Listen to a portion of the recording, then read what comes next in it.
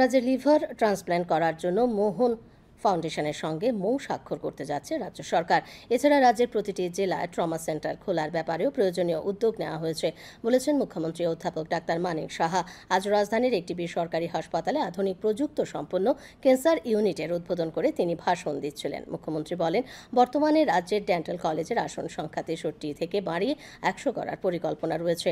আগরতলা সরকারি medical college ও GBP হাসপাতালে মা ও শিশুর চিকিৎসার জন্য 200 শয্যার কেয়ার ইউনিট করা হবে। অটল বিহারী বাজপেয়ী রিজিওনাল ক্যান্সার হাসপাতালে উন্নত মানের পরিষেবা নিতে বাংলাদেশ থেকেও রোগীরা আসছেন। অনুষ্ঠানে অন্যদের মধ্যে ছিলেন হাসপাতালের এমডি ডাক্তার ওম তাঁতিরা, বিশিষ্ট ক্যান্সার চিকিৎসক ডাক্তার মাধুরগার প্রমুখ।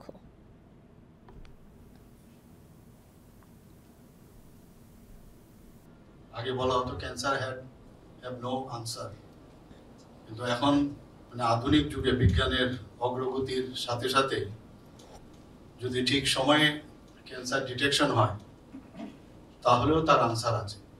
কিন্তু একুরেট ট্রিটমেন্টের ক্ষেত্রে, ডায়াগনোসিসের ক্ষেত্রে এই ধরনের যে মেশিন এখানে ওনারা লাগিয়েছেন, ক্যান্সারের রোগীদের অনেক সময় অবহেলা থাকে, neglecting themselves, sign and symptoms দেখে আগে যদি দেখানো যায়, আর্লি ডায়াগনোসিস, আর্লি ট্রিটমেন্ট, তবেই সম্ভব হবে ক্যান্সার থেকে আমরা যদি মুক্তি পেতে পারি।